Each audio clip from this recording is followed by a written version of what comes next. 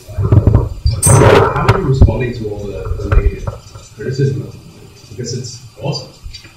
You know, if you're a horror fan, you've got the violence, the gore, you know, you've got everything for you, and there's this fun tone. But, you know, it seems the horror people are loving the movie, and the hoity-toity critics are kind of really against it. It's like, where do you think the divide is? Because all these movies like Snow White and Hansel, they all get a pass. Yeah. But your movie didn't say to? Yeah, no, it's... listen, I'm used to that kind of, you know, I did Dead Snow, so, I mean, Dead Snow is...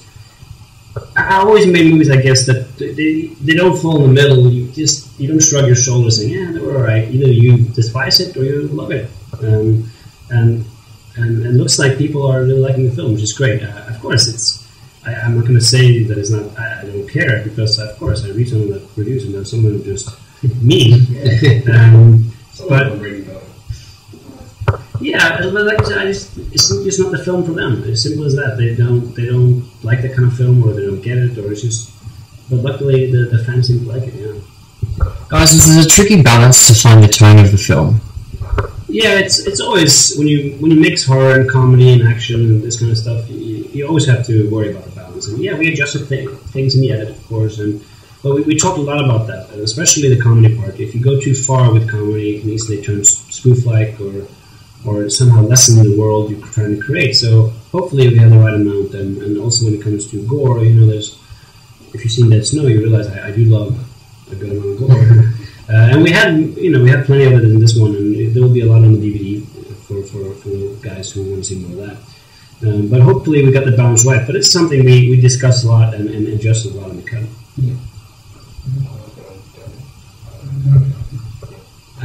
Yeah. So tying on to his question of the gore and of the violence and of the high level like nature of the movie, like if they cancel this action movie sequel to a real fairy tale, how do you get that made in Hollywood? How does it? I asked them many times. It's crazy. It's crazy. We defied the odds. But I think it happened organically. I mean, when I first saw Dead Snow at Sundance a few years ago, I came back and I just started working with Adam McKay and Will Ferrell and kind of told them all about this crazy Norwegian filmmaker that made this great film. We all watched the film and loved it, and we called Tommy in, and we were at his first meeting, and he pitched us the idea for the movie, and we loved the idea. I mean, the idea is as simple as the title suggests, as the one sheet portrays, but it was Tommy's kind of unique sensibilities that we saw in Dead Snow that we really loved. The first trick and the first hurdle was writing a great script, and because Tommy is a double threat as a writer and a director, his first challenge was to write a great script, and he did. And I think that's what really kind of first caught the studio's attention. Yes, they bought the pitch from a kind of an unknown Norwegian young filmmaker, but the script is what really kind of got the ball rolling. People really saw the potential in that. So, I mean, and the pitch was, I mean, the script was crazy. It was probably crazier than the movie we ended up with. And I have to give credit to Paramount. They saw what you try to do with it, and they understood it, and they supported it, and they liked the mix of gore and the action and all that stuff. But I've said this many times, I'm still surprised to this day that they looked at that script and said, all right, come and do it. I mean, it's crazy. From a timeline perspective, it was remarkable. From the time that we sold the pitch in January a few years ago. February 2009. 2 years later, we were in Berlin on location, prepping and getting ready to shoot the movie. So in just the normal development hell timelines, that was kind of like lightning speed to be able to go from an idea to a script to a kind of a fully realized movie that was kind of happening on a big scale in Europe. So yeah, I think he pitched himself a few times. It was actually happening. Yeah, no, but it's not a classical studio movie, and you gotta, like I said, Paramount gave them great credit. They had balls, giving this movie the green light. And hopefully it will pay off for them, because it looks like that so far, and it's doing really well. How was it like getting Jeremy and Gemma on board? Well, Jeremy, when the studio was happy with the script, they invited me over to start casting the film, and on the plane right over, I actually saw the artwork. I hadn't seen it before. And I was blown away by it. And when I landed, I called Kevin and I said, we got to get this guy to read the script. He read it, liked it, and you meet him and you realize he's got a great sense of humor as well. And of course, that's important for this film. So I knew at that moment we gotta get him on board, and he was the first one on board. Really early, actually. That's what we sent him as well with the script. When Tommy was writing the script, we developed some initial production art. So he got the screenplay and this image, and for him, that kind of captured a lot of what we wanted to do. Yeah, so Jeremy was on early and really understood the mix and wanted. I think Jeremy also liked the idea of doing something funny. He hadn't gotten a chance to show a side of himself, so I think that was appealing to him.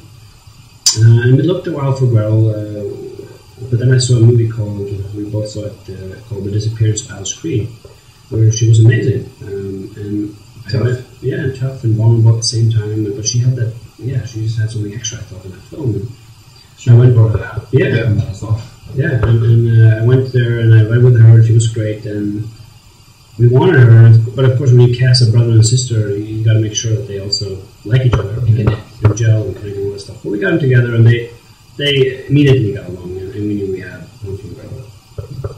When you were writing the movie, how much of the Greek fairy tale you actually looked at? Well, it was my favorite fairy tale growing up, so I knew it quite well actually, and of course the fairy tale reads like a great first act of a film.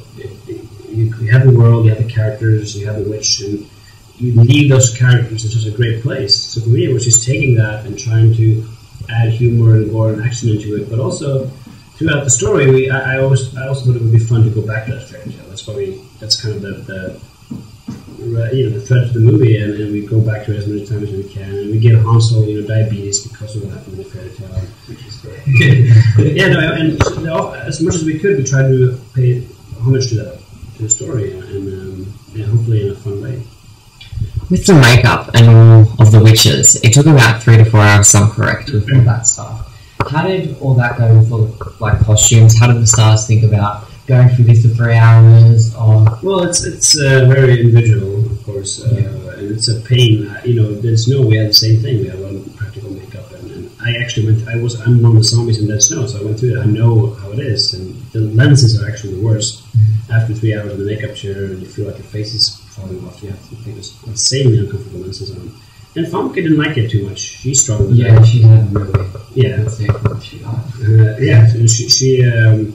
And as all actors, they're afraid of the prosthetics somehow hindering their performance. But we had an amazing effects crew called Spectrum Motion, was with the troll, and what she experienced that almost enhanced her facial expression. So that kind of went away pretty quickly. But it's a hard thing. For anybody to wear that makeup, but for me, it was one of the best part of the process. It was kind of the looks and the signs of witches and costumes and what kind of powers they have, where they're from. That was a really cool part of the whole thing. But I'm always an advocate for practical effects and practical makeup when I can. So that was always my goal. I heard that the troll, I think it's Derek Mears. Yes, the troll. Yeah. I don't know if I'm correct, but was he played Jason? Yeah, glorious. Yeah. Did you have much conversations with him on the set in the suit? Was he able to actually? Sure. Yeah, no, it was an important part. He's in the suit basically, and they put this gigantic animatronic head on top of him, which 5 people control, and it's insanely hot for him in there. Just lifting his arm is tough. So it's a very physically demanding part. But also, he really pulls. Something shines through that suit, and he really gives it life. And of course, the guys at Spectrum Motion with that face and the animatronics it's just amazing. But that was something I fought hard for to getting that, because the obvious route is to go with CGI these days. But I saw. Actually, it was because I saw the Hellboy movies that Del Toro did, and the same company did some animatronic creatures for him there. So we approached them and said that we wanted to try to take it up a level or two, and they just jumped at the challenge. And he looks truly amazing, and a lot of people they think he's CGI when they see the film because he looks amazing. It was a huge challenge. There certainly were plenty of conversations with the studio to take what is a gamble from a production point of view on the character, whether that will work or not as an animatronic character acting in the scene. So we ultimately were able to do enough testing and gather enough support from the studio that they allowed us to have that character. And think the result is a character that's probably one of the most beloved characters in the film by the end of the movie. Yeah, by the end of the movie, everyone has story. Yeah. No, he's, Stomping. yeah, that's a big one. And Derek, you know, he really had that character come to life. It was a great example of collaboration between those technicians and what he gave him a suit. What really inspired you to take the film 10 years, 15 years later? Like, you never really see that. I haven't really seen that before really happen with the fairy tale. Like I said, I think it's because the fairy tale just leaves them in such a fantastic spot. If you were children and had experienced that, if your parents left you in the forest to die, and a witch captures you, tries to eat you, and then you end up burning alive, you know, that's for me, it's great character setup.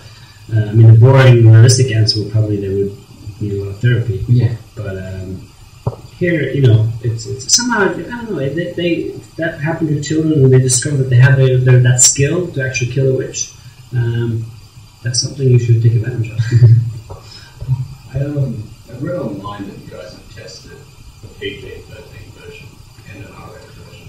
That's actually, yeah, I read that too. It's not true. We did test some variations of the gore. We did. I think somebody just maybe thought it was a PG-13. Sure. It never was, and luckily we ended up with the more gorier version. Yeah.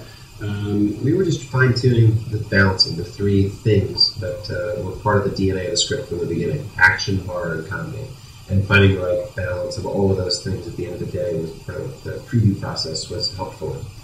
But yeah, no, it was never a clear-cut one version or the other. Okay, because I thought that was really good. Yeah, no, and the studio, of course, they were always supportive, and we all knew you can't make a PG-13 version of this film; it's just impossible. But it will also on the DVD will be an even more extreme version for the gore.